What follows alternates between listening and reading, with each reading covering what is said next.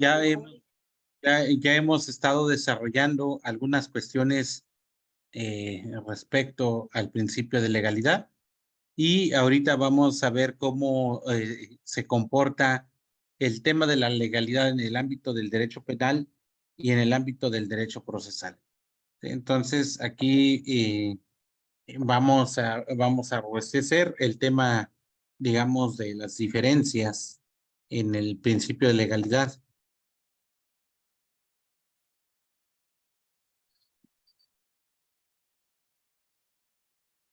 En el ámbito del derecho sustantivo y en el ámbito del derecho adjetivo. ¿Sí? Entonces, aquí vamos a ver, aquí en el derecho penal y en el derecho procesal penal.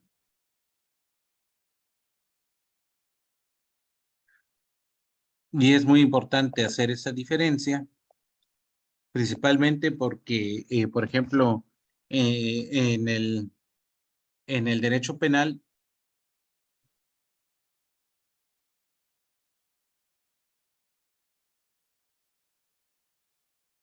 existe, por ejemplo, algo que se llama estricta aplicación de la ley.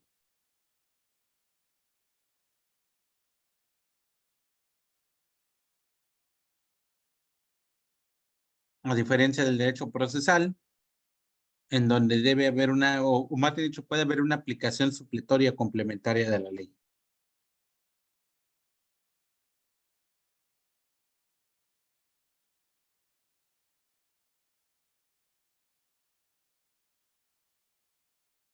También tenemos, por ejemplo, en el campo del derecho penal, donde se encuentra prohibida la analogía.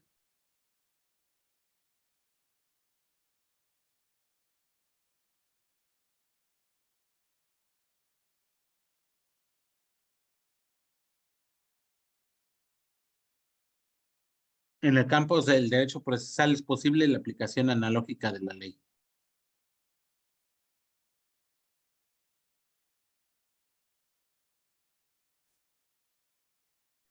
Pero, por ejemplo, en el campo del derecho penal sí es posible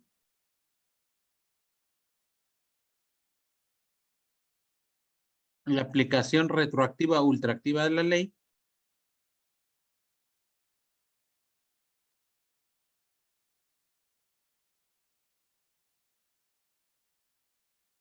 en beneficio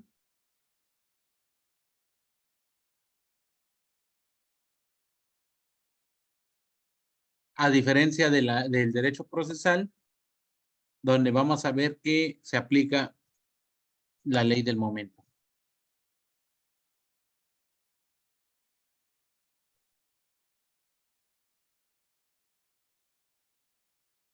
En el caso del derecho penal, vamos a ver aquí que digamos, las normas principalmente se dividen en lo que es la conducta y la consecuencia. ¿Sí? Se puede aplicar, digamos, la ley más benéfica.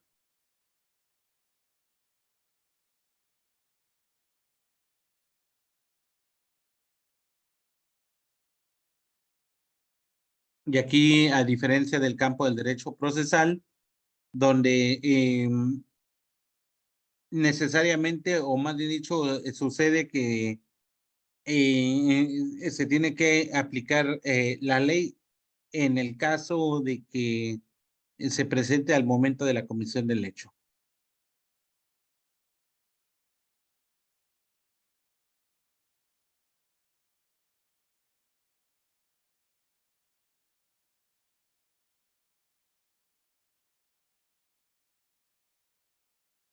Ahora, por ejemplo, ahorita en el caso del Código Nacional de Procedimientos Civiles y Familiares, digamos, el régimen de transitoriedad, no puede haber cambios de sistemas.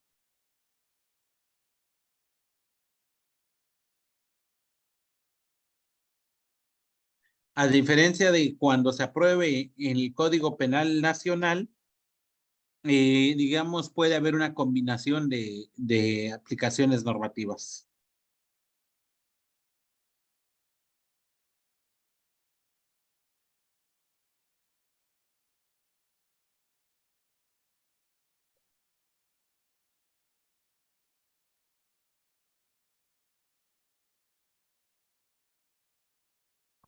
Sí, es decir, por ejemplo, si nosotros vemos ahora el Código Nacional de Procedimientos Civiles y Familiares, a diferencia del Código Penal Nacional, resulta que en el caso del Código Penal Nacional puede trastocar todo el sistema.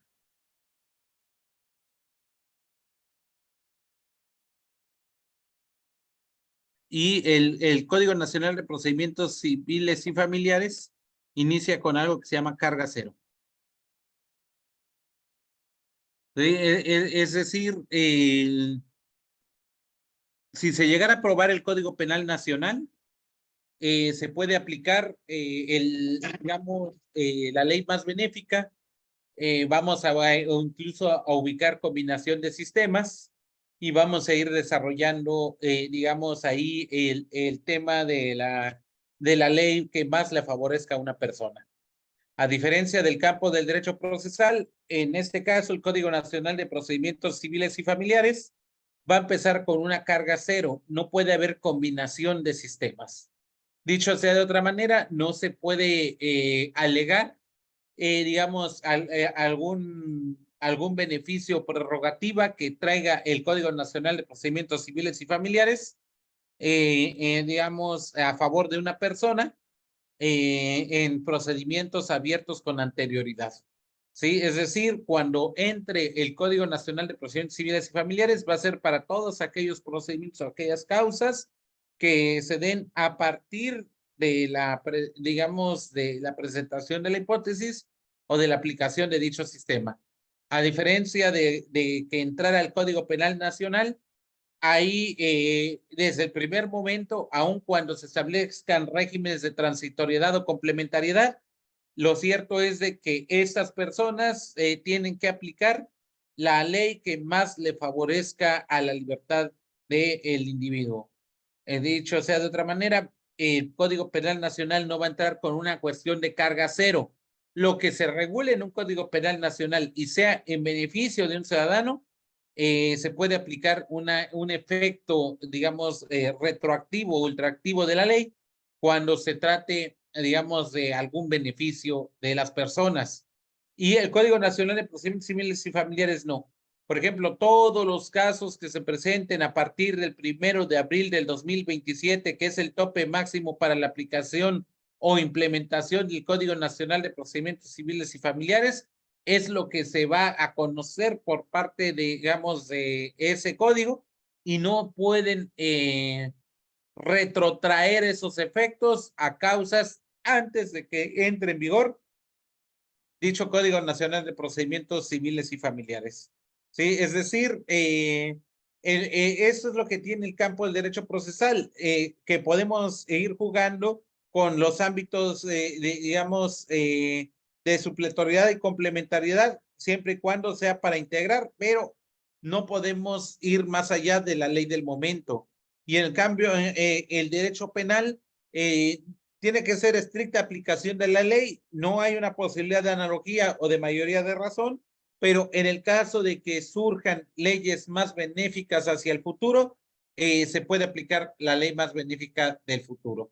Entonces, si se dan cuenta, la forma en cómo se aplica el derecho procesal es totalmente, digo, el principio de legalidad es totalmente diferente dentro del campo del derecho penal y del derecho procesal. Por eso ahí es muy importante hacer esta diferencia y eso no trastoca el contenido del artículo 14 de la Constitución, donde de manera expresa se regulan los temas del principio de legalidad. Ya hemos visto la cuestión del principio de legalidad entendido desde el punto de vista de la tipicidad, de la taxatividad, de la retroactividad en beneficio y desde luego en cuanto hace a la analogía y la aplicación de los principios generales del derecho, que esos son propios del derecho procesal, no así en el campo del derecho sustantivo.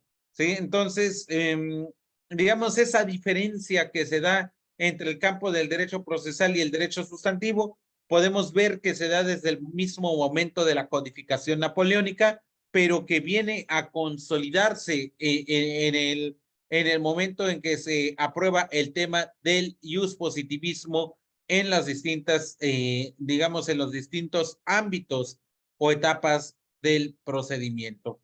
¿Sí? Entonces, por eso aquí vamos a ver que este tema del principio de legalidad se puede configurar o se puede consolidar como la parte esencial del procedimiento y desde luego también para salvaguardar o resguardar temas de los derechos humanos. ¿Estamos de acuerdo? Adelante, Xiomara, la escucho. James, buenas noches, doctor. James Adelante, maestro James. Doctor, es importantísimo lo que acaba de decir usted, porque si bien la retroactividad, como usted bien lo dice, opera para la materia sustantiva, pero en materia, por ejemplo, de niñez, la parte procesal del Código Nacional del Proceso Civil de Familia de México ahora nacional, ¿qué pasa respecto al interés superior como entendido como interés superior en la parte sustantiva y los derechos humanos como tal, que son transversales? Ya estaban en vigencia normas o convenios, el Convenio Internacional de los Derechos del Niño, por ejemplo, aprobado antes del Código Nacional Procesal Familiar y ahora a partir de la entrada en vigencia hacia adelante. De hecho, derechos ya estaban positivizados y seguirán. Sin embargo, la norma procesal va a haber algún cambio. Por ejemplo, en algo concreto, la retroactividad del derecho alimentario, por decir algo. Yo no conozco cómo lo tiene la norma, pero en el caso de Nicaragua, por ejemplo, 12 meses alimentos retroactivos. Lo fija la norma procesal a un derecho sustantivo como tal. Imagínense que el nuevo código, en el caso de usted, fijara otro tiempo menor.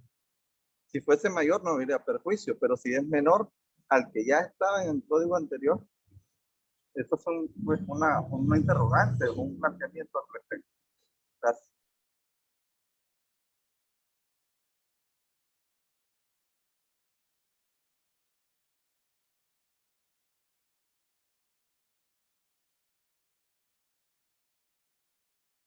Maestro, ¿nos escucha? Perdón, Sharon. Vamos a continuar. Fíjense que el tema de legalidad, vamos a ver que también puede tener, digamos, ciertos matices o ciertos encuentros con el tema, digamos, de la progresividad y desde luego con el tema de la oportunidad. ¿Sí? Es decir, lo que está marcando el compañero Jens es algo que se llama transversalidad. ¿Sí? Entonces, aquí vamos a ver el tema de legalidad versus oportunidad y progresividad.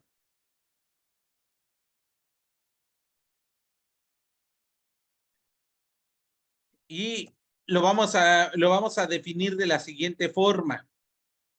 Si lo tenemos como una especie de ciclos, podemos ver que la cuestión de legalidad, digamos, como si fuera un recetario de cocina, pero podemos ver un margen de discrecionalidad en el tema, digamos, de la oportunidad, donde pueden aplicarse decisiones político-criminales para flexibilizar el ámbito de la legalidad. Y podemos ver también el tema de la progresividad, principalmente de lo que usted está refiriendo en tema de derechos humanos. ¿Por qué? Porque en el caso concreto, si el ámbito de legalidad nos dice que para la exigencia de alimentos debe retrotraerse a 1 año y sale un nuevo criterio que nos dice el ámbito de alimentos se puede retrotraer hasta el momento del incumplimiento independientemente del tiempo, evidentemente vamos a ver que al momento de que la comisión del hecho solamente era la cuestión de 1 año. Pero si aparece una nueva norma, que en este caso es una interpretación progresiva en el campo de derechos humanos específicamente del acreedor alimentario, yo creo que debe prevalecer el tema de progresividad incluso sobre legalidad. A contrario sensu, si disminuye la temporalidad de un año a 6 meses para alegar la cuestión de alimentos caídos, entonces en el momento en que se comete el hecho debe aplicarse el criterio de un año y aun cuando la norma vigente diga 6 meses. ¿Por qué? Porque vamos a aplicar en este caso el momento, o más dicho, la norma que estaba vigente al momento de la comisión del hecho y no la nueva norma que va en perjuicio de una persona.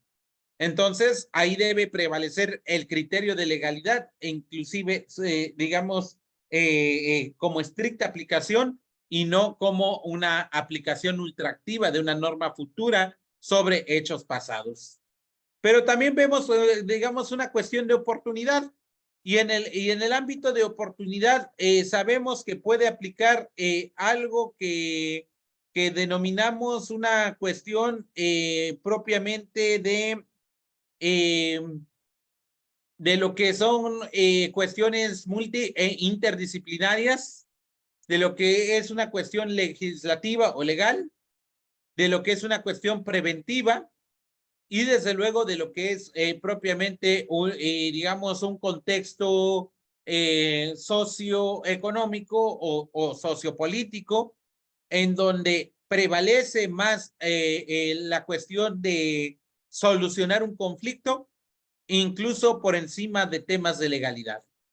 ¿Sí? Es decir, en el ámbito de la oportunidad, no solamente entendido como principio o criterio de oportunidad, sino como una decisión político-criminal que sea más benéfica para la solución del conflicto, inclusive sobre las formalidades en el ámbito del derecho procesal. Fíjense que hace un rato estábamos redactando, digamos, un criterio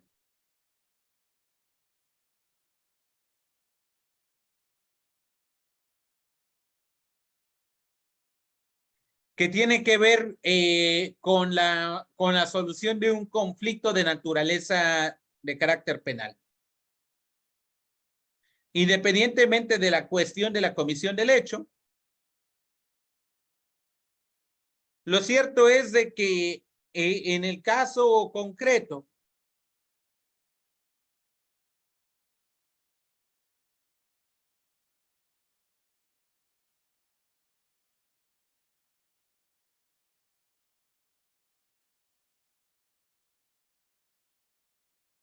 digamos, lo que busca inclusive la justicia alternativa, de que las partes procesales en contienda se encuentren abiertos a escuchar propuestas para construir mejores acuerdos y que impere la voluntad de las partes en conflicto y se busque la justicia de paz y una justicia restaurativa sobre cualquier formalidad procesal. Por tanto, en este caso, la persona denunciante se siente en libertad de proponer condiciones adicionales a las económicas para garantizar el plano de igualdad, no discriminación, no repetición y máxima protección en el ámbito de sus derechos. Es decir, en este caso, debemos atender la cuestión del tema de perspectiva de género y derecho a la imagen y la intimidad de todas las partes procesales. Por ejemplo, el día de hoy salió publicado en el Diario Oficial de la Federación modificaciones al Código Nacional de Procedimientos Penales, en donde hace referencia, inclusive como actuar del Ministerio Público, modificaciones al glosario que prevé el artículo 3 y a las obligaciones del Ministerio Público del artículo 130, modificaciones para incluir obligaciones de la policía en el artículo 132 y obligaciones de los jueces en el ámbito del artículo 134 del Código Nacional, con el propósito de aplicar cuestiones de perspectiva de género. Ahora, eso dice que deberá aplicarse al día siguiente de su publicación en el diario oficial de la Federación.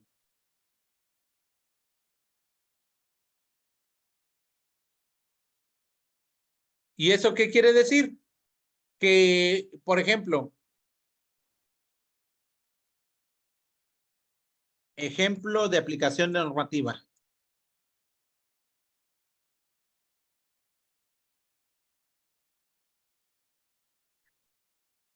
Y esto lo vamos a poner, por ejemplo, que hoy hubo modificaciones al Código Penal, donde se incluyó un artículo 209 bis del Código Penal Federal y hubieron modificaciones al Código Nacional de Procedimientos Penales.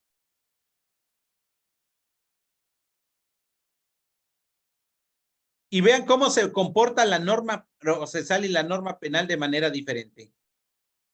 Por ejemplo, en el ámbito del Código Penal, y lo vamos a leer así de manera expresa, ustedes pueden entrar al diario oficial de la Federación del día de hoy.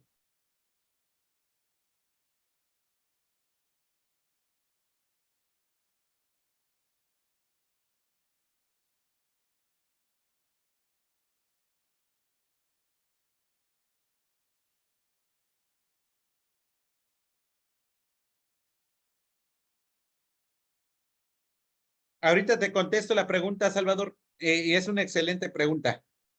Primero vamos a ver este tema de cómo se comportan las modificaciones legislativas que fueron publicadas en el día de hoy en el diario oficial de la Federación y después les explico por qué no son vinculantes los presupuestos del artículo 85 del Código Penal Federal con relación a la Ley Nacional de Ejecución Penal.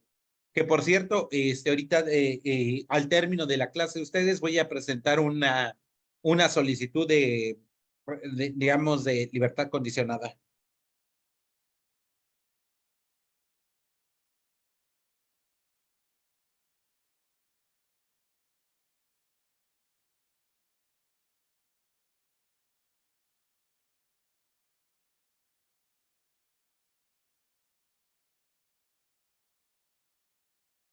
Por ejemplo, a partir del día de hoy, perdón, es 209 Cáter.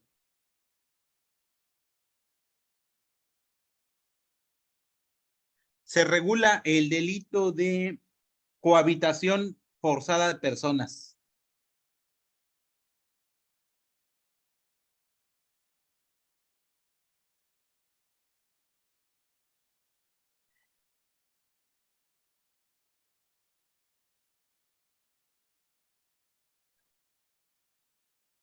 Que es el equiparable al tema de matrimonio forzado. A quien obligue o accione, induzca, solicite, gestione u oferte una o varias de estas personas a unirse informal, consuetudinaria o sin consentimiento con alguien de su misma condición o con persona mayor de 18 años de edad con el fin de convivir de manera constante y equiparable a la de un matrimonio. Al responsable de este delito se le impondrá de 8 a 15 años de prisión y de 1,000 a 2,500 días multa. Y se puede aumentar la mitad en un mínimo y un máximo si la víctima pertenece a algún pueblo, comunidad indígena o afromexicana. Sí, entonces el delito de cohabitación forzada de personas de 18 años de edad empieza a aplicar o se empieza a cometer a partir de mañana.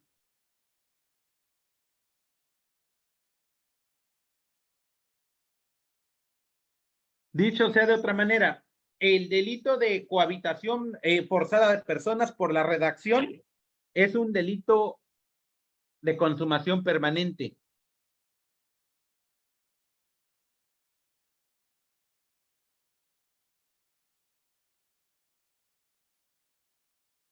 Y esto quiere decir que si hoy una persona, o más bien dicho, X1, cohabita con X2,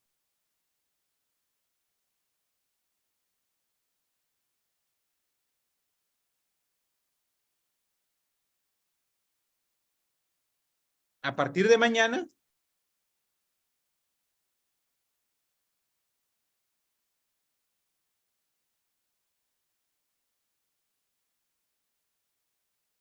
cometería delito. ¿Estamos de acuerdo? Es decir, todavía el día de hoy no cometería ese hecho delictuoso, cometería quizá cualquier otro, pero no el de hoy. Y ahora verán, vamos a entrar al Código Penal Federal.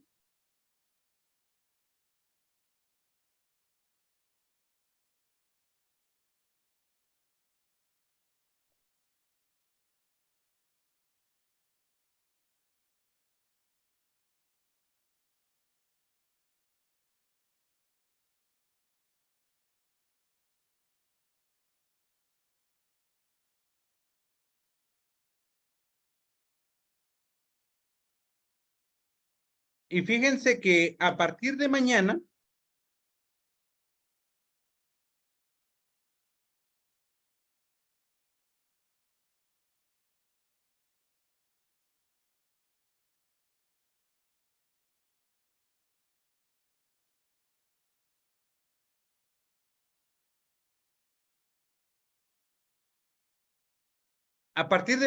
el delito de corrupción de menores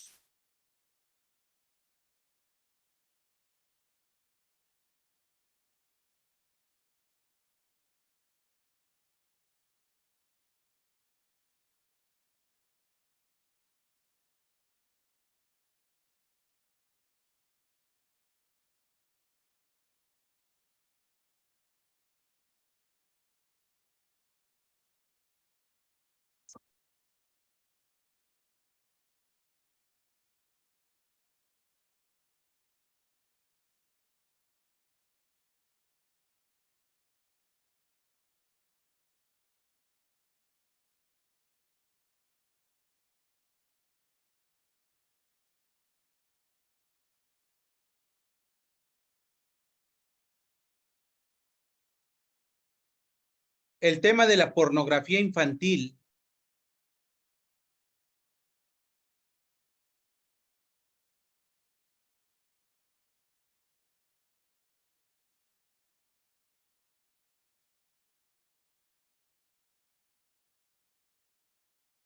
y el lenocinio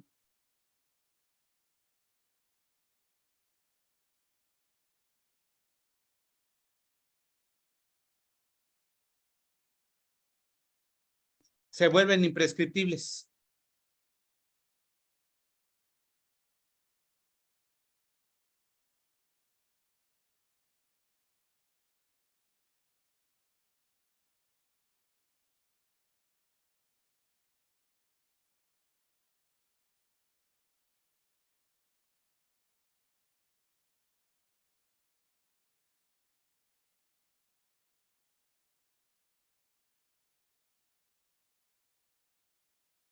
Y esto es muy importante porque, por ejemplo, ahorita yo tengo un caso de una persona que está vinculada a proceso, pero se dio a la fuga por corrupción de menores. Muy bien. Él como no cesó los efectos, porque la corrupción de menores también es un delito de realización permanente, pero como él cesó los efectos, ya no hay corrupción. Entonces, a él todavía le tocan las reglas de la prescripción que van a estar vigentes hasta el día de hoy. A partir del día de mañana, la corrupción de menores, la pornografía, el lenocinio y la cohabitación forzada son imprescriptibles. ¿Sí? Todos los delitos que se cometan hasta el día de hoy, de corrupción de menores, pornografía y lenocinio, van a computar para la cuestión, digamos, de la prescripción. pero lo que se cometa a partir de mañana en adelante ya serán imprescriptibles. Pero ojo, si el día de hoy cometen corrupción de menores y el día de mañana continúan cometiendo corrupción de menores, se va a aplicar la norma que esté vigente a partir de mañana y no la que se aplica o la que esté vigente a partir del día de hoy para atrás, por el tema de la consumación permanente. ¿Por qué? Porque todos los códigos dicen que en el tema de la consumación permanente se aplica la ley vigente al momento de cesar el delito.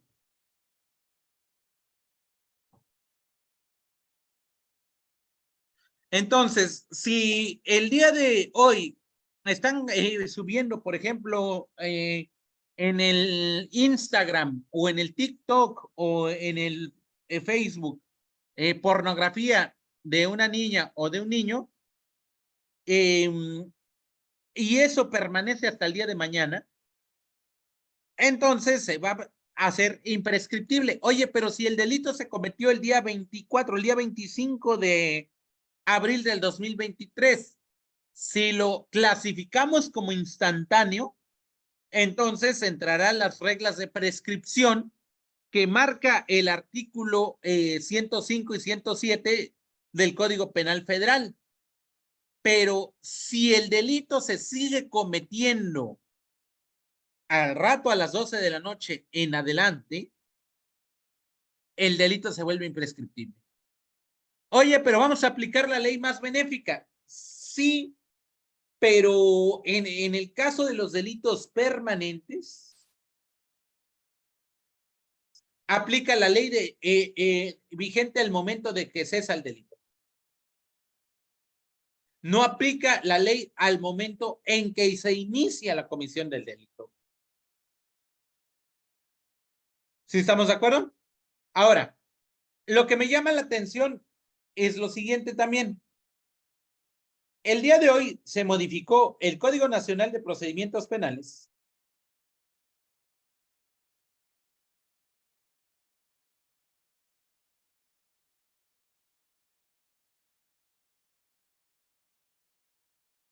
Y por ejemplo, viene como derechos de la víctima el artículo 109, fracción segunda, en que deben dársele lectura de derechos y proteger sus derechos,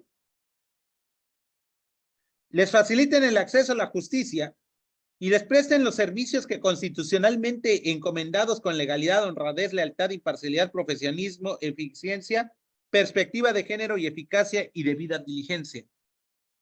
Entonces, acceso a los derechos con perspectiva de género.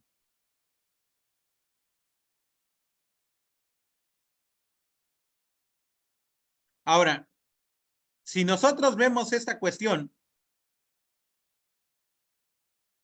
vamos a ver que este tema de la perspectiva de género,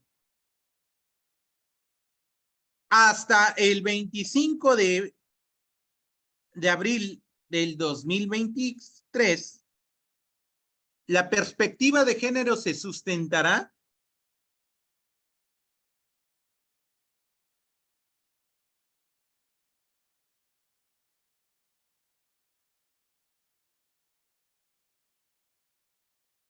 en los protocolos.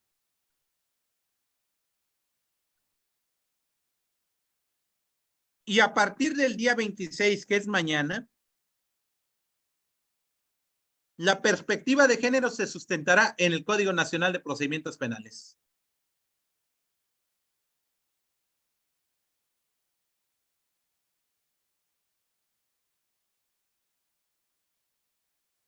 Fíjense que ahorita estamos tratando de realizar una mediación y estamos hablando ya del tema de la perspectiva de género, pero nosotros ya lo estamos sustentando porque esta plática se va a llevar a cabo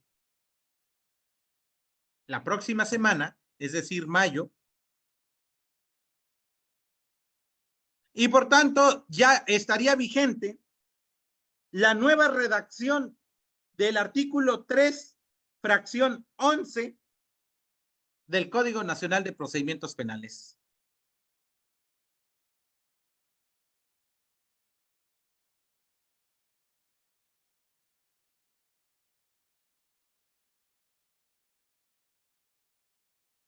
Y no así la aplicación de la norma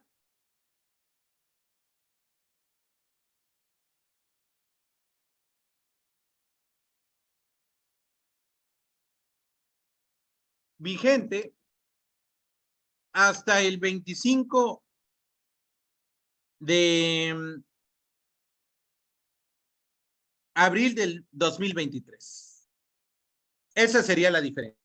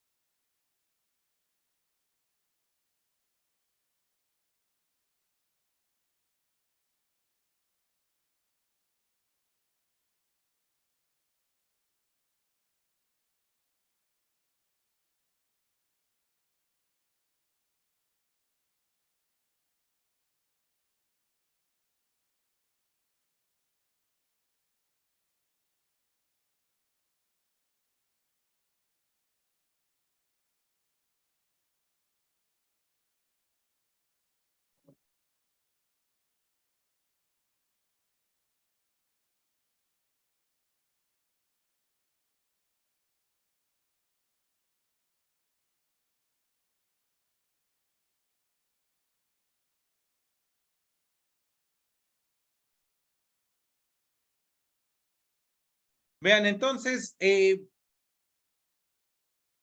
si se dan cuenta, en el tema de la ley procesal, se va a aplicar la ley del momento. Y en el campo del derecho penal, vamos a aplicar la cuestión retroactiva o ultraactiva en beneficio de la persona. Nada más cuando se trata de delitos de realización permanente, se aplica la ley que esté vigente al momento en que cesan los efectos del delito. ¿Estamos de acuerdo? Entonces, y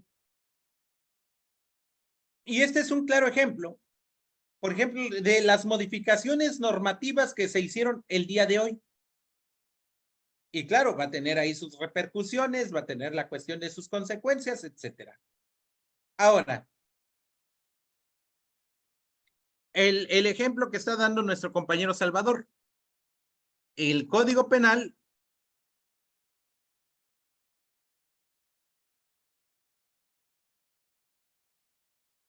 versus la ley de ejecución. Y vean lo siguiente, en el caso del Código Penal, que lo vamos a entender como una norma de carácter sustantivo, y la ley, digamos, de ejecución penal,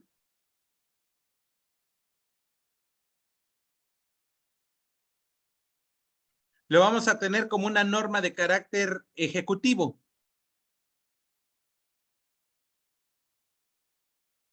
Y tiene sus repercusiones y sus alcances, porque la norma penal, y en este caso el artículo 85, tiene prohibiciones expresas para beneficios vigentes hasta la entrada en vigor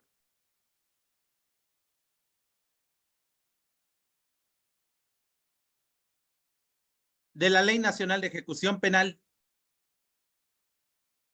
Y la Ley Nacional de Ejecución Penal tiene, digamos, beneficios que que están vigentes a partir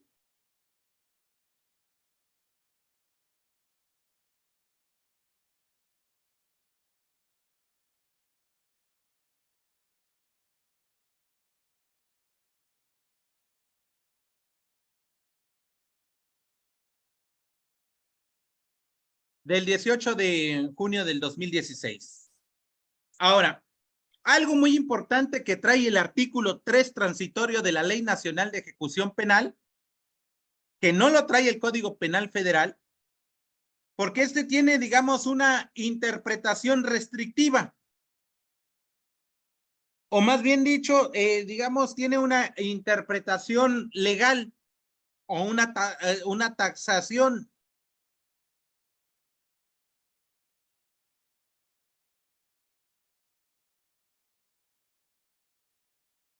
Y a diferencia del artículo 3 transitorio de la Ley Nacional de Ejecución Penal, que tiene, digamos, una aplicación progresiva.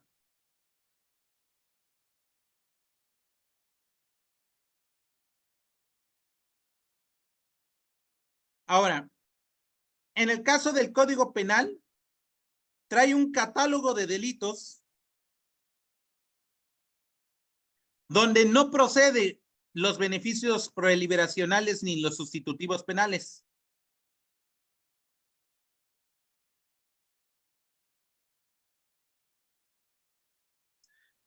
Y en el caso de la Ley Nacional de Ejecución Penal, solamente se restringe para 3 delitos: delincuencia organizada,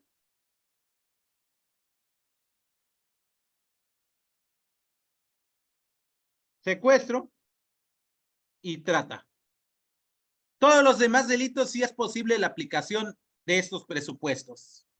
Ahora, muy importante, ya en el ámbito operativo, se aplica el Código Penal solamente para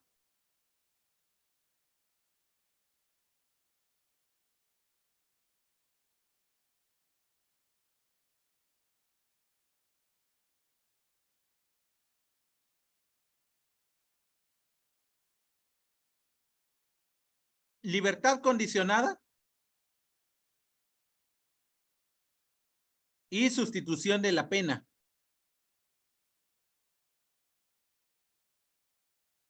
Pero no así para los beneficios de la Ley Nacional de Ejecución Penal.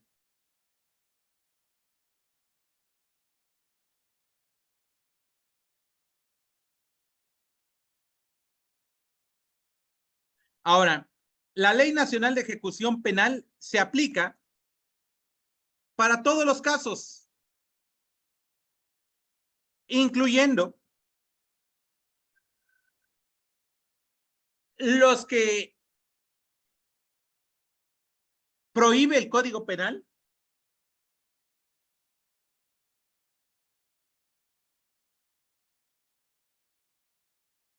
inclusive los cometidos o los sancionados antes de la entrada en vigor de la ley de ejecución.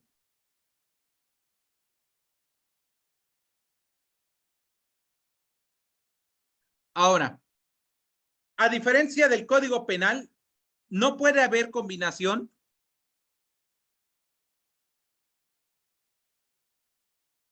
normativas.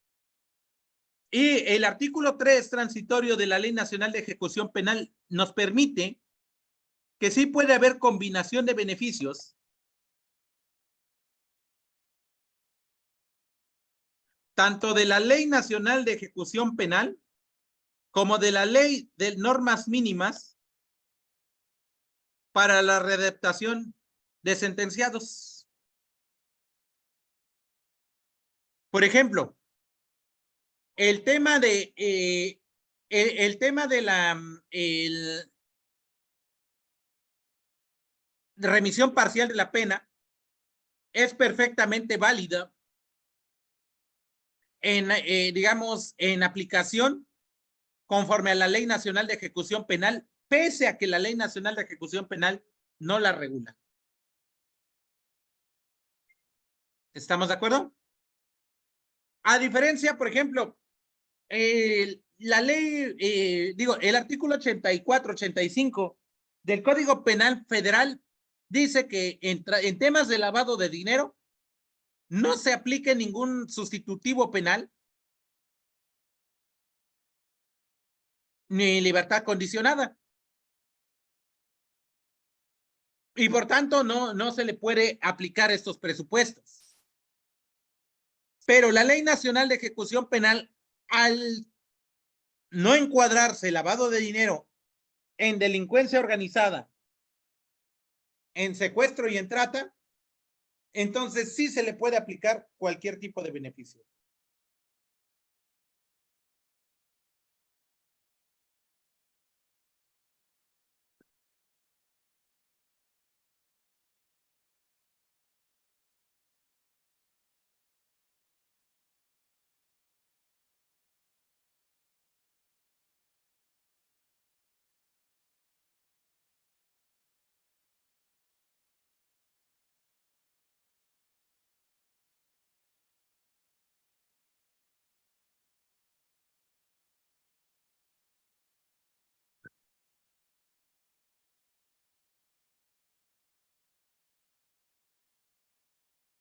Ahora, claro, por ejemplo, la mayoría de los códigos penales, por ejemplo, establecen restricciones para la obtención de beneficios de aquellas personas que hayan cometido inclusive un delito, de los contemplados como de prisión preventiva oficiosa. Incluso le tratan de dar una interpretación o un alcance más amplio de lo que es el artículo 19 constitucional para que aquellas personas que incurran en alguno de los delitos que prevé la Constitución no tengan ningún tipo de beneficios o prerrogativas. Digo, eso puede ser para un tema de libertad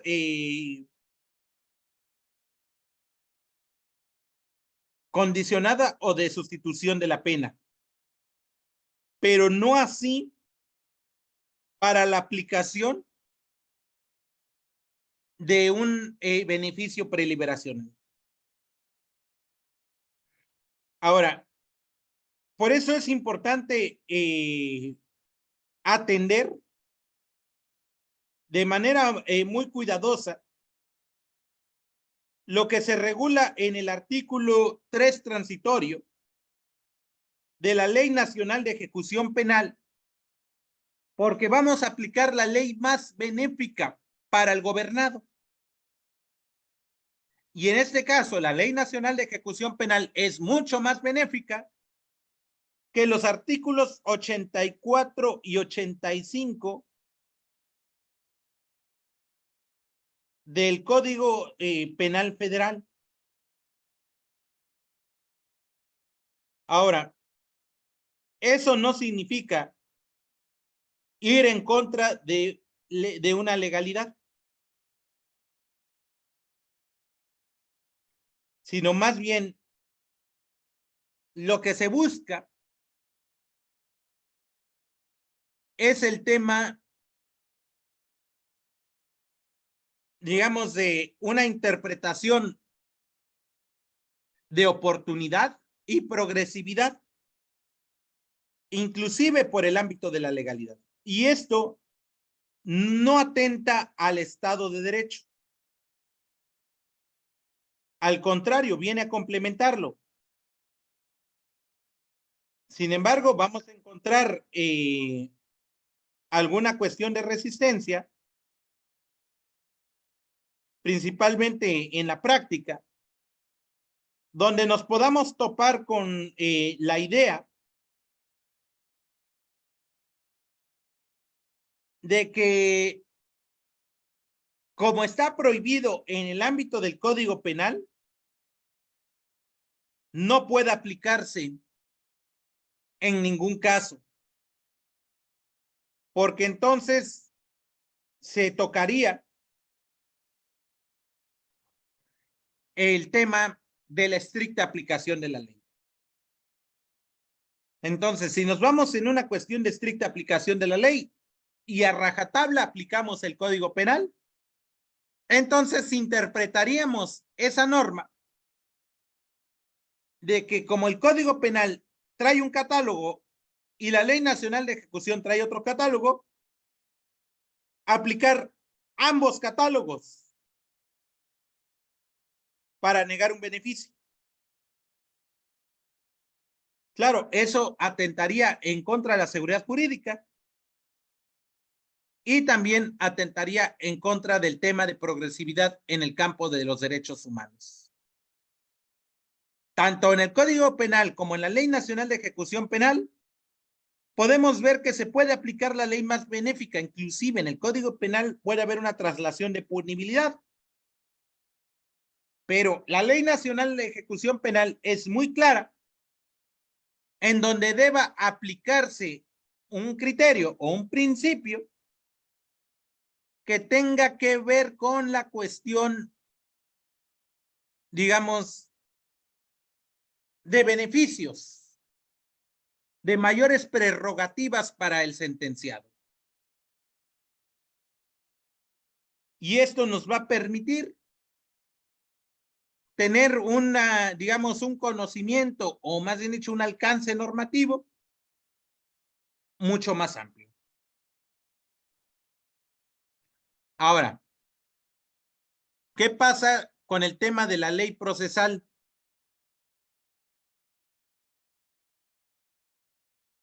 Fíjense que nosotros tenemos un caso y lo vamos a poner, digamos, como una especie de temporalidad.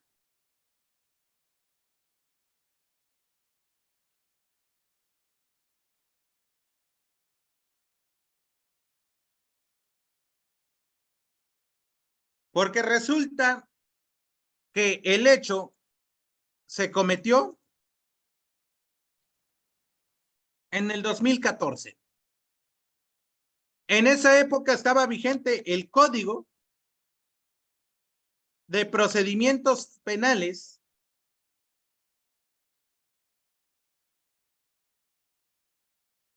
del Estado de México.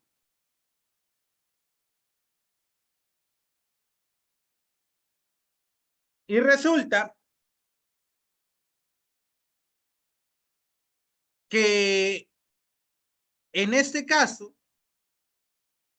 nos decía que la duración máxima de la prisión es de 2 años.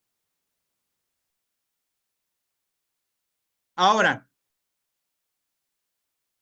en el año 2023 se ordena una reposición del procedimiento.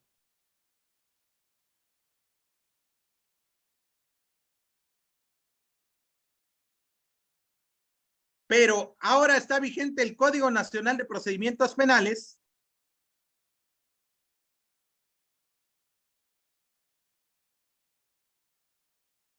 donde hay un artículo 5º transitorio que permite la revisión de medidas cautelares en todos los casos cuando la pena exceda de los 2 años.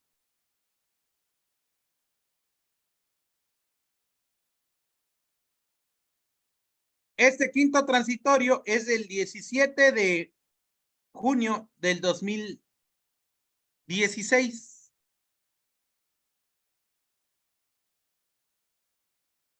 Podemos decir que esta reposición del procedimiento se tiene que llevar conforme a las reglas del Código de Procedimientos Penales del Estado de México, el que estuvo vigente al momento de la comisión del hecho.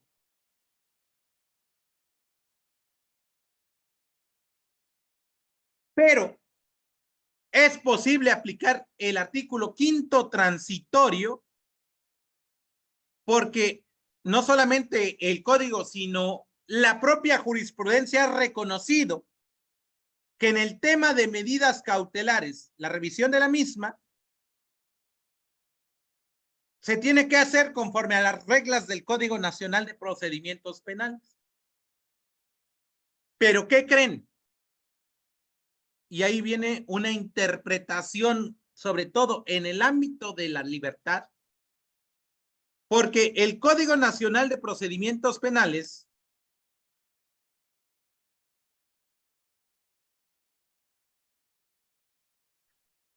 entre el 5 de marzo del 2014 hasta el 17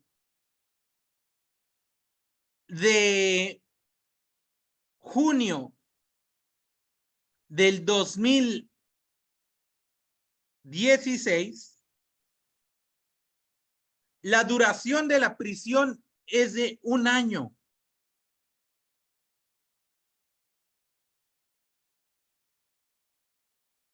Entonces, dense cuenta que entre el 2014 y el 2023,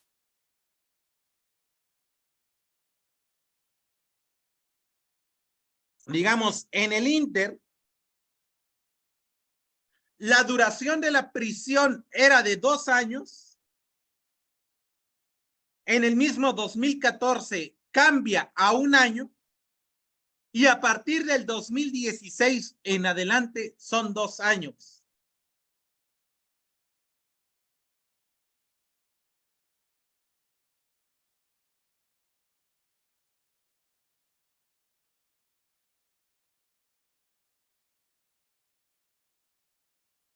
Entonces, ¿cuál es el presupuesto que debemos aplicar? Si el Código Nacional, el Código de Procedimientos Penales del Estado de México, al momento en que ocurrió el hecho,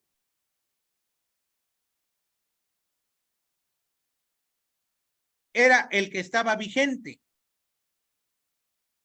Y la declaratoria de incorporación se dio hasta el 2016.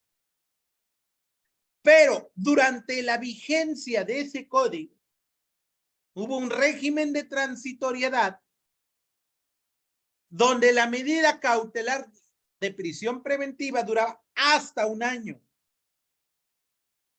Y a partir del 2016 se regresa nuevamente a los 2 años.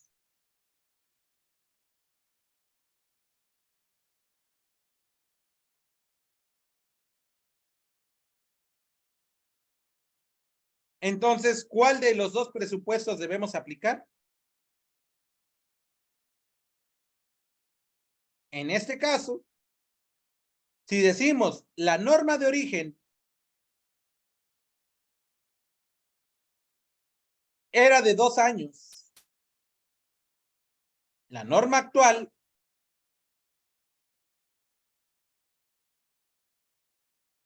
son de 2 años,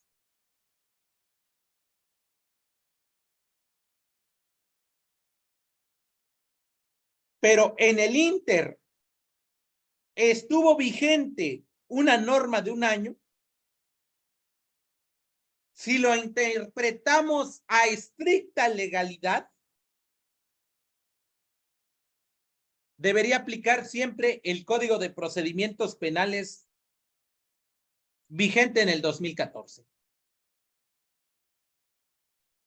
sin poder cambiar.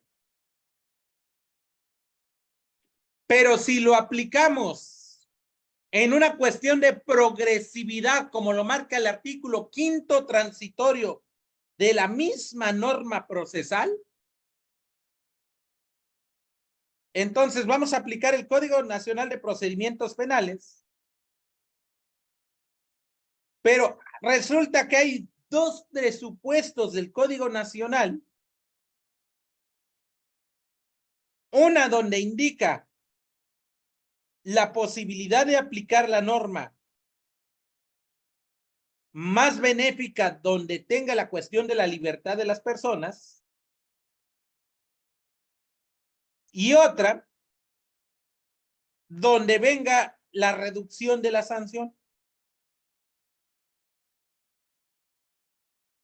Perdón, en ese caso de la duración de la medida cautelar.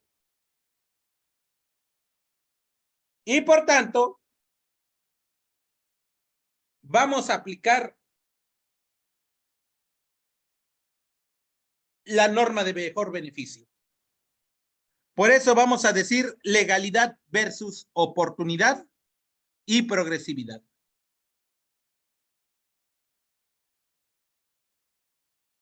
No sé si tengan alguna duda.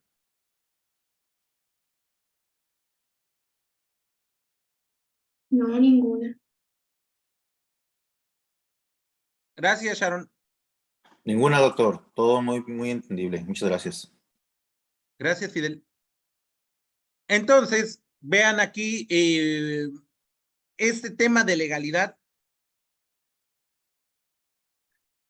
No es como un recetario de cocina, sino que hay que jugar mucho con digamos, con las hipótesis normativas y tenerlas muy claras. Ahora, el ejemplo que puso el compañero James se va a dar y va a generar conflicto al momento de aplicar el Código Nacional de Procedimientos Civiles y Familiares. Porque la regla general va a ser que se aplique la ley del momento. Pero vamos a encontrar elementos normativos que pueden ser en beneficio, sobre todo en el campo del derecho familiar. Y ahí se tiene que aplicar la ley más benéfica. Pero tomando en cuenta, digamos, el beneficio a las personas que se encuentren en un grupo o en un ámbito de vulnerabilidad. En este caso, por ejemplo, el acreedor alimentario o la persona que tenga una, digamos, una desproporción, por ejemplo, una violencia vicaria, y que se utilicen los procedimientos de controversia de orden familiar para restringir o limitar los derechos de convivencia con niñas o niños, entonces vamos a ver cuál de las normas, y en este caso tiene que ser la norma de mayor alcance o beneficio, la que pudiesen aplicar.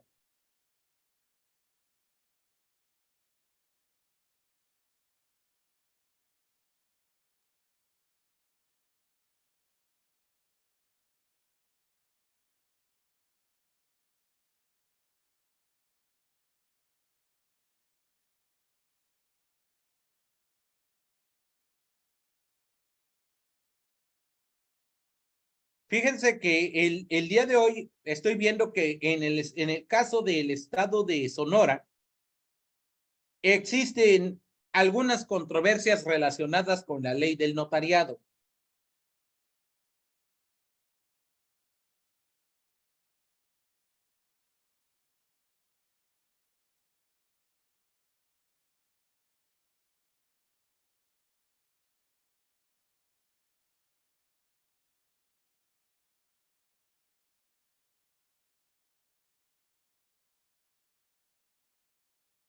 Y lo que sí creo, porque ya habían habido reformas al artículo 73 de la Constitución, es que el tema de los derechos notariales y registrales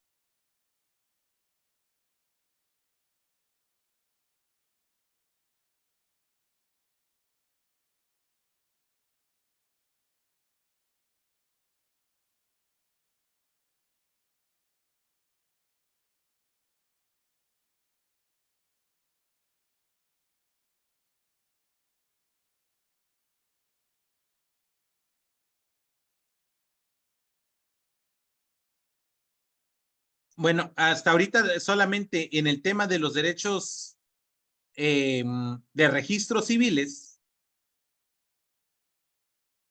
el 5 de febrero del 2017 ya fue homologado y debe existir una sola ley que hasta ahorita no se ha trabajado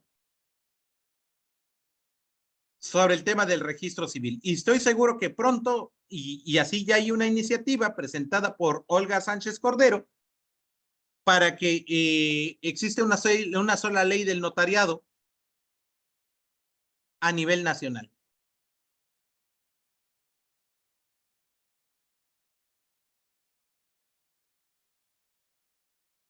Digo, todavía se ve un poco distante la posibilidad que se aplique una sola ley del notariado en el país, pero hacia allá va la tendencia.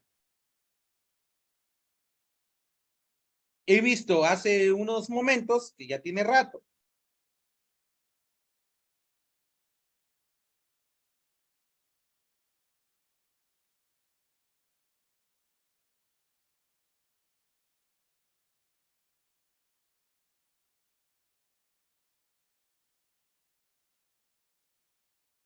donde hay ya un dictamen de comisiones de puntos constitucionales y estudios legislativos segunda, a la iniciativa con proyecto de decreto por el que se adiciona la fracción sexta al artículo 121 de nuestra Constitución en materia de función notarial.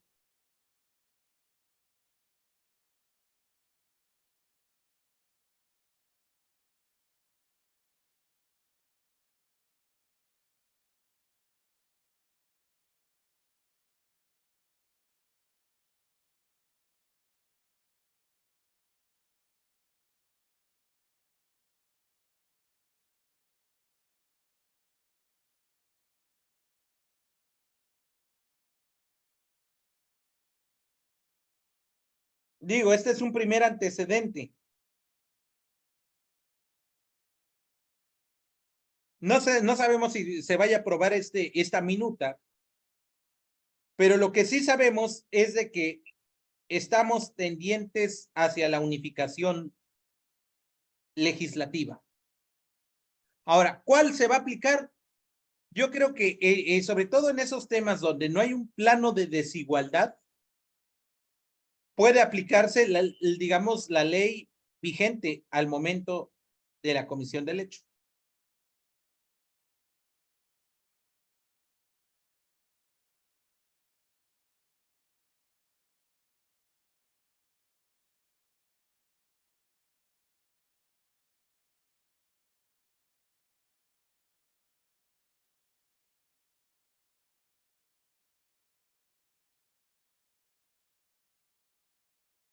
¿Cómo ven? Ahora, continuando con este ámbito de interpretación normativa.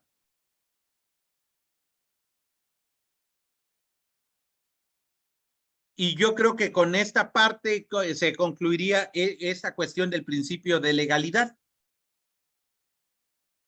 Fíjense que, por ejemplo, en materia de derechos humanos, hay tres grandes bloques que no perdamos de vista. Porque tenemos, por ejemplo, un control de convencionalidad.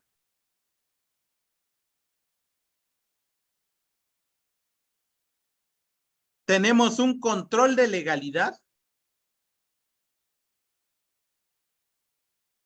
y un control de constitucionalidad.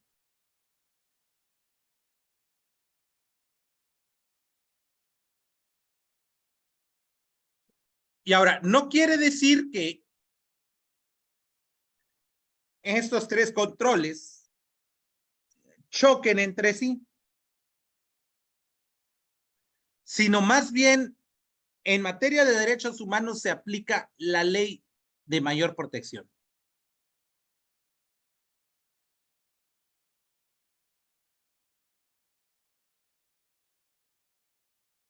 Ahora, y eso quiere decir que si vamos a aplicar una cuestión de ley de mayor protección,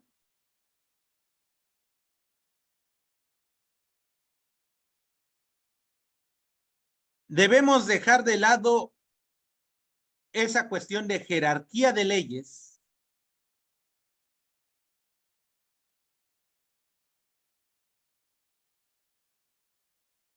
y aplicar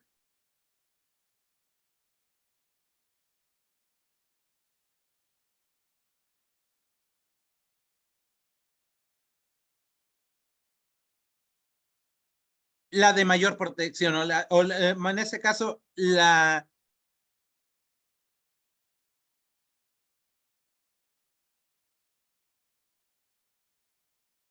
que sea más benéfica o extensiva en temas de derechos humanos. Ahora, si ustedes lo ven, podemos concluir en lo siguiente. Cuando una ley o acto de autoridad es más proteccionista que la Constitución misma, no es inconstitucional. Ahí es donde vamos a interpretar que la Constitución es el tope máximo de restricciones en materia de derechos humanos. Y claro, la Constitución es la base mínima de garantías en la protección de los derechos humanos. Es decir, no puede haber una restricción en materia de derechos humanos más allá de lo que la Constitución establece. Si la Constitución establece un límite.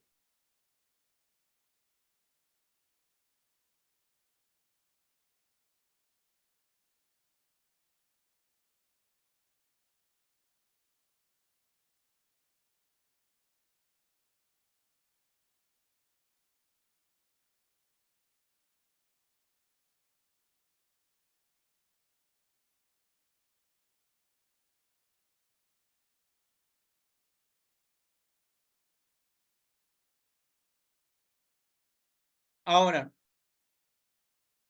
por ejemplo, aquí, esto es donde se ha, digamos, tenido una confusión respecto de la jurisprudencia por contradicción de tesis 293/2011, porque esa tesis básicamente tiene dos presupuestos. El primero de ellos relacionado con el tema de la obligatoriedad de la jurisprudencia de la Corte Interamericana de Derechos Humanos, y la segunda con el tope máximo de restricción de derechos humanos, que es la Constitución. En un primer momento nos dice que si la Constitución establece un tope de restricción de derechos humanos, debe prevalecer la Constitución sobre el ámbito de legalidad o de convencionalidad.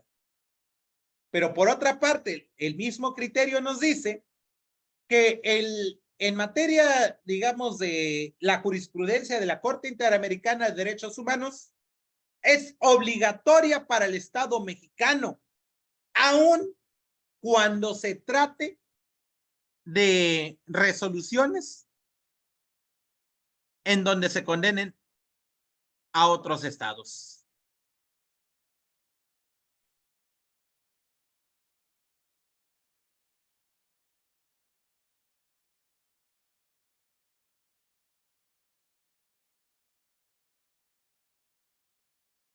Y claro, no pierdan de vista que, por ejemplo, nuestra Constitución mexicana, y claro, hay varias constituciones en América Latina,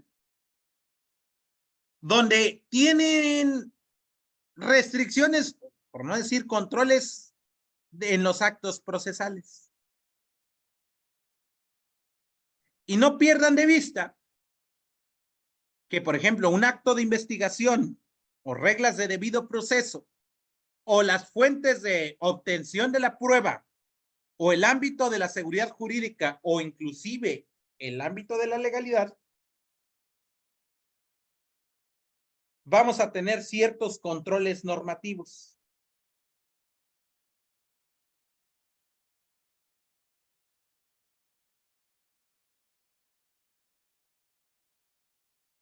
¿Cómo ven? ¿Se entiende esa parte? No sé si tengan alguna duda. Por eso, si nosotros vemos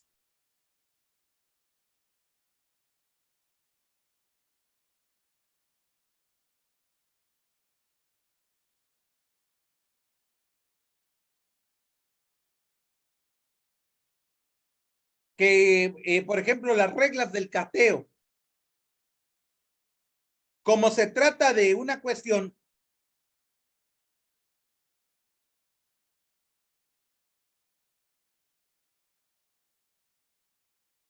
digamos, de intromisión al derecho de la intimidad de las personas, la propia Constitución ha establecido una serie de requisitos formales que deban cumplirse al momento de la ejecución de ese acto de investigación.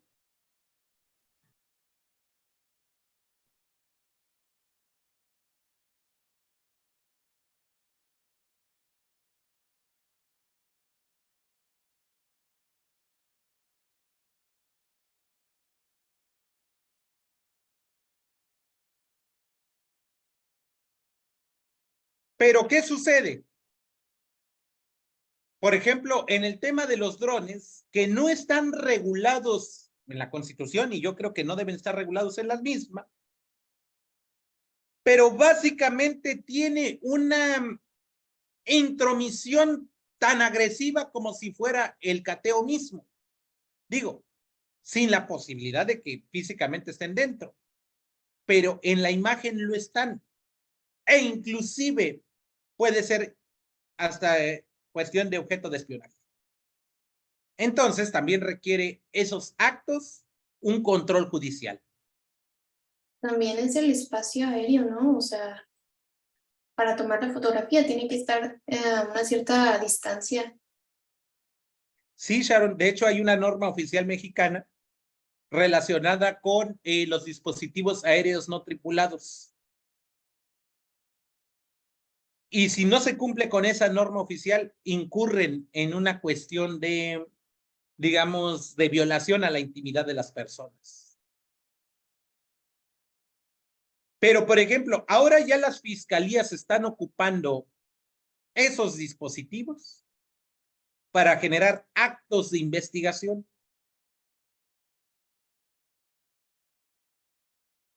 Y decimos, pues, ¿cómo lo regulamos? Yo creo que ahí sí podemos aplicar analógicamente la norma procesal con las reglas del cateo. Y por tanto, el funcionario público que utilice el dron tiene que hacer un acta de utilización del dron con los mismos requisitos y exigencias que pide un cateo. De lo contrario, ese acto estaría afectado en nulidad.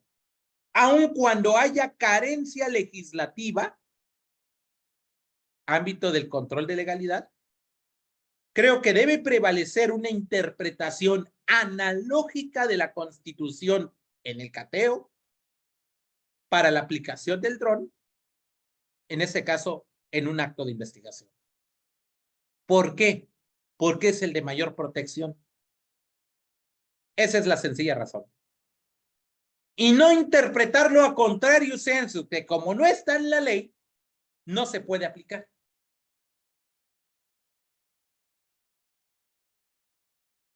Y dijéramos, de todos modos lo van a aplicar de facto. Mejor controlarlo a prohibirlo, porque esa prohibición quizás será para la incorporación en el proceso, pero no para inhibir la aplicación de la misma en la realidad.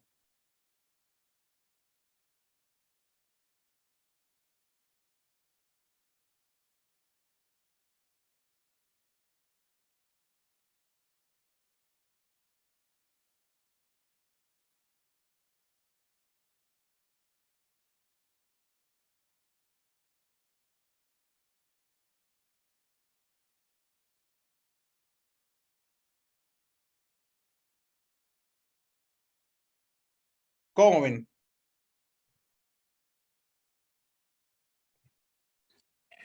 Doctor, ahorita está ocurriendo una cuestión que si, al menos aquí en Baja California, si usted solicita la libertad de una persona, cambio de medida cautelar, que tiene prisión preventiva oficiosa y solicita que le aplique, pues, que las determinaciones de la Corte Interamericana, los jueces federales y los locales, no se diga, dicen que no se puede aplicar porque eso no se encuentra dentro del marco de la Constitución. Como no se encuentra legislado, dicen que pues, por lo tanto, pues casi está prohibido. Por más que uno le alegue, pues que es una obligación del Estado mexicano, ¿no? Y más porque pues ya hubo notificación y aún sin haber notificación, pues tienen que respetar ese tipo de cuestiones. Pues hasta ahorita no se ha visto la luz en ese aspecto. Bueno, dependiendo dónde, amigo Fidel, y tienes toda la razón, porque fíjate que, me digo, yo cuando estuve en la fiscalía,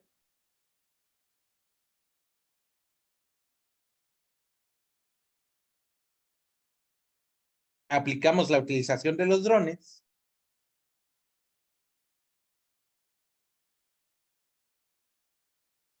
pero lo pedimos a través de autorización judicial y lo sustentamos en el artículo 252, fracción sexta del Código Nacional de Procedimientos Penales.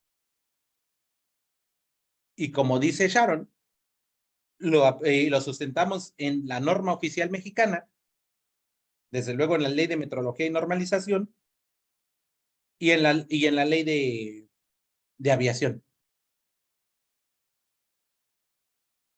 Y, por ejemplo, si tú analizas, Fidel, cuidadosamente, en el 252 tampoco está la técnica de investigación consistente en la obtención de cuentas bancarias.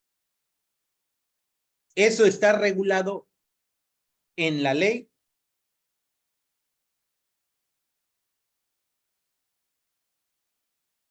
de instituciones de crédito, en el artículo 142, y no está regulado en la ley procesal, porque fue declarado inconstitucional el artículo 242 del Código Nacional de Procedimientos Penales. Entonces, si no está en la ley procesal, no significa que no se pueda aplicar, sino más bien ahí los jueces están haciendo una interpretación restrictiva,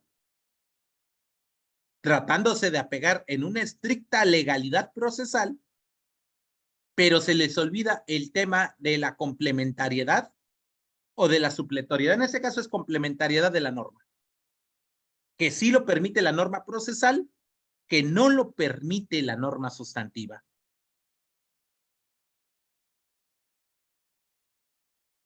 Entonces, si el Código Nacional de Procedimientos Penales no permite la obtención de información bancaria, entonces estaría prohibido la obtención de dicha información. Pero sí lo trae la Ley de Instituciones de Crédito. Ahora, otro ejemplo, igual sustentado en el 252, fracción sexta.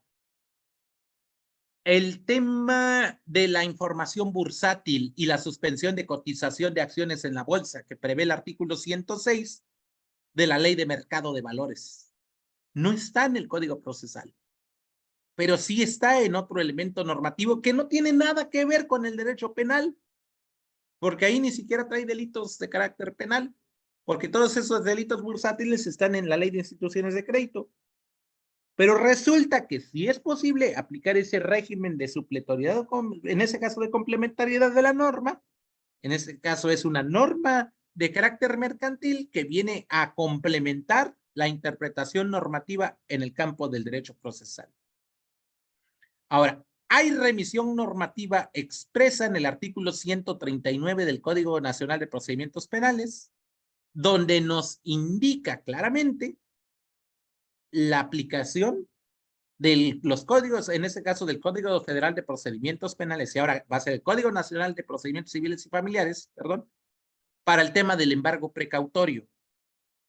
y para el tema, digamos, de las medidas cautelares reales. Aquí está nuestro amigo el doctor Rubén Quintino, a ver qué nos dice. Adelante, doctor Rubén Quintino Cepeda.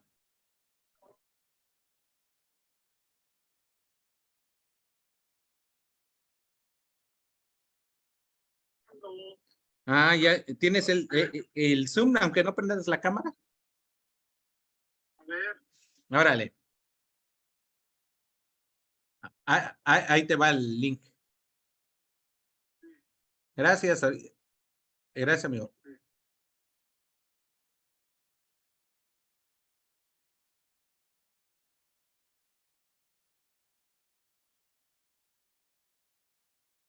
Entonces, digo, es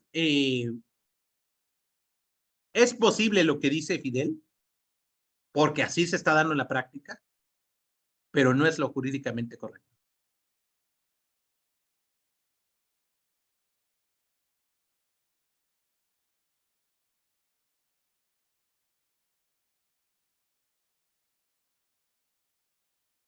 ¿Por qué? Porque los actos de investigación tienen bases constitucionales.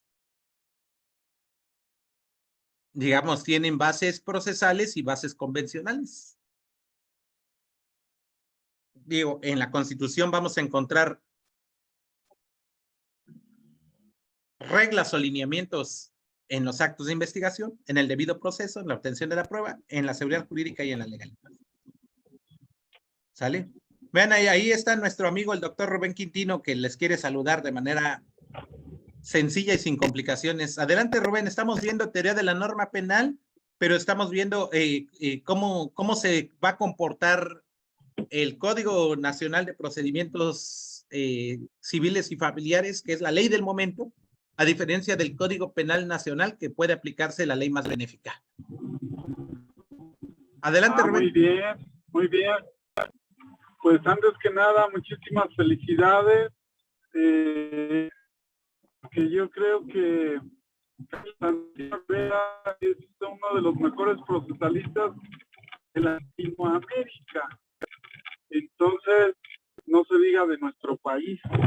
Y una materia tan bonita como es la teoría de las normas, vista desde el aspecto sustantivo y desde el aspecto adjetivo, pues es muy interesante. Como dice Camilo, hay que distinguir entre una norma que se basa conforme a la ley del momento y otra donde, por ejemplo, se permite una aplicación retroactiva en beneficio.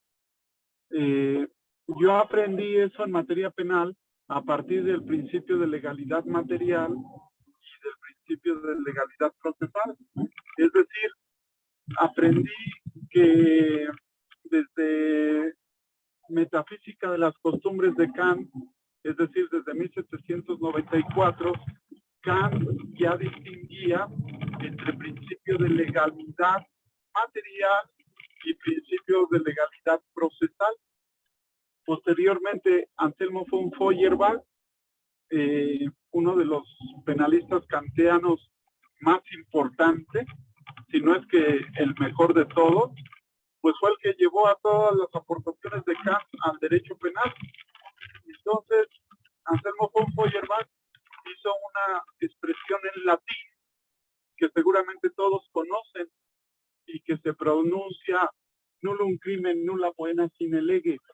Eso se llama principio de legalidad material. ¿Y en qué consiste el principio de legalidad procesal? El principio de legalidad procesal en materia penal consiste en que el Ministerio Público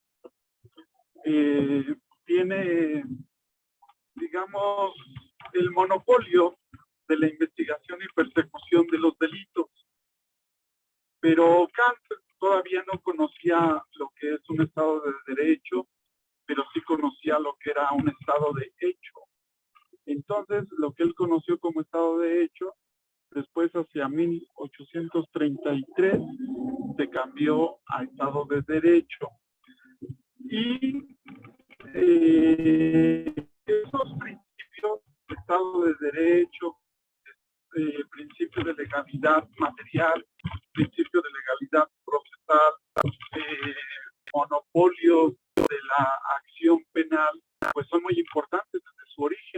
Y actualmente podemos distinguir entre una norma sustantiva y una norma adjetiva para saber a cuál aplica el principio de legalidad material y a cuál no. Y también existen normas bisagra, que Camilo Constantino le conoce como figuras fronteras, es decir, figuras limítrofes entre lo sustantivo y lo adjetivo. Son esas figuras que tienen un pie en lo sustantivo y el otro pie en lo adjetivo. ¿A cuáles me refiero? Por ejemplo, la competencia, que ustedes saben que está regulada y que tiene efectos tanto sustantivos como adjetivos. Está regulada lo mismo en el Código Nacional que en los códigos penales. La prescripción, la querella, son figuras frontera o figuras bisagra, figuras mixtas o figuras limítrofe, o como Camilo les conoce, figuras frontera. Pues bien, eso les va a permitir a ustedes saber en dónde aplicar un principio de legalidad material y dónde aplicar un principio de legalidad procesal. Por otra parte, pues la teoría de las normas da lugar ya desde 1872 a una magnífica obra de Carl Binding.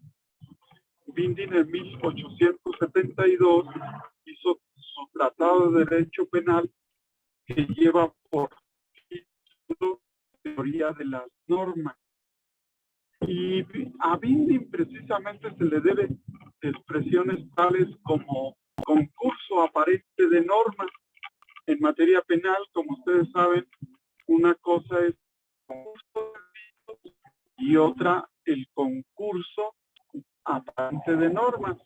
Cuando estamos en el concurso aplicamos reglas de concurso real y reglas de concurso ideal, pero las propias reglas de concurso se pueden llamar figuras mixtas o figuras fronteras, porque el concurso de delitos permite identificar cuándo tenemos unidad de hecho y en materia procesal cuándo hay unidad de hecho y en materia penal cuándo hay unidad de acción. Entonces, no siempre lo que es unidad de acción para el derecho sustantivo necesariamente tiene que ser unidad de hecho para el derecho procesal. Pero lo cierto es que las reglas de concurso de delitos están en esa frontera, en esa, digamos, etapa limítrofe entre lo sustantivo y lo adjetivo, esa bisagra. Por eso el CNPP también hace referencia a reglas de concurso, pues no es extraño que el concurso sea o tenga efectos sustantivos como adjetivos. Ahora bien, en las reglas de concurso, las reglas del concurso aparente de normas, aplicamos tres principios básicos. El primer principio es uno que se le llama de especialidad, en el sentido de que la ley especial rige sobre la ley general. Pero el concurso aparente de normas también se rige con otro principio que se llama principio de subsunción. Este principio significa que el desvalor de acto y el desvalor de resultado están contenidos ya en una norma respecto de la cual se subsume la que concurre. Es decir, que el desvalor de acción y el desvalor de resultado válidamente podemos subsumirlo. Por ejemplo, si nosotros hablamos de extorsión, la amenaza o la coacción a la que alude la extorsión, pues bueno, pues es una pena que va subsumida en el tipo de extorsión. O dicho de otra manera, la amenaza viene a ser como el medio comisivo para la extorsión. Entonces ahí se aplica un concurso aparente de norma sobre las reglas del principio de subsunción. Pero también tenemos un tercer principio, que es un principio de subsidiariedad. El principio de subsidiariedad natural significa que la norma sobre la norma subsidiaria. Por ejemplo, en un caso de encubrimiento, como forma de participación, es muy natural que el partícipe encubridor subsidiariamente responda por el hecho típico que ha cometido el autor del hecho principal. Entonces, ahí tienen tres principios: especialidad, subsunción y subsidiariedad. Hay otro principio que no se ha ganado todavía unanimidad y que le llaman principio de alternatividad. Yo creo que con los tres principios anteriores podemos resolver los problemas del concurso aparente de normas. Pues bien, eso es lo que puedo adelantarles en cuanto a la teoría de las normas. Solamente dejar hasta el último qué entendemos por una norma. Bueno, pues una norma es la expresión de un ser que debe ser. Eso es una norma. Una vez lo escribí para una joven cuando era estudiante en la universidad, en la Facultad de Derecho. Ella estaba frente a mí, se llamaba Norma, y le apunté en una hoja de su cuaderno: norma es la expresión de un ser que debe ser. Entonces no sé en qué lejano alajero se encuentra esta frase, y es que aún la preserva la joven de quien les platico. Muchas gracias, Camilo, por este paréntesis. No sé si se observa que voy manejando.